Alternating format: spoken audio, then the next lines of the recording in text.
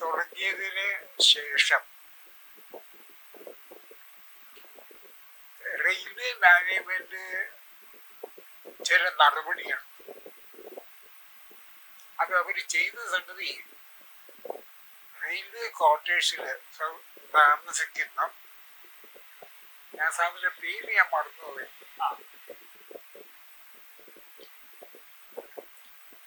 അയാളുടെ മകളുടെ വിവാഹം നിശ്ചയിച്ച്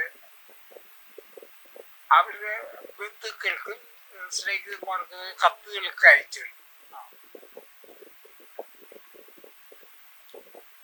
ഈ റെയിൽവേ പണിമുടക്ക് വന്നപ്പോ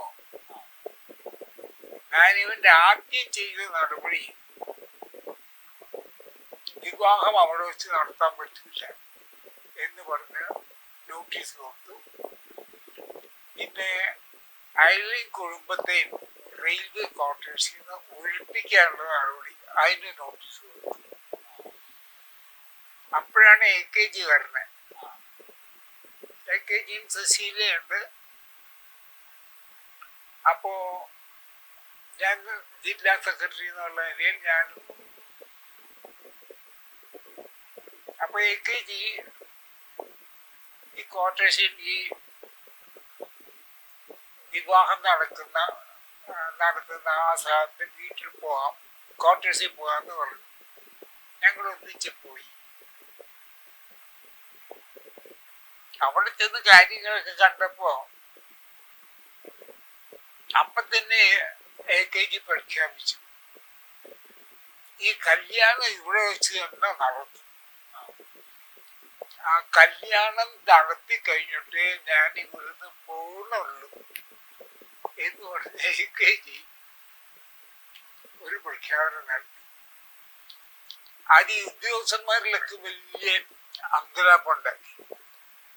കാരണം AKG കൊണ്ട് അങ്ങനെ ചെയ്താൽ ഇവര് വലിയ വിഷമത്തിലാവും.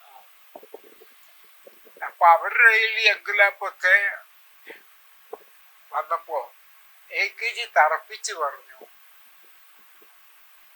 ഞാൻ ഇവിടുന്ന് പോകണമെങ്കിൽ ഈ വിവാഹം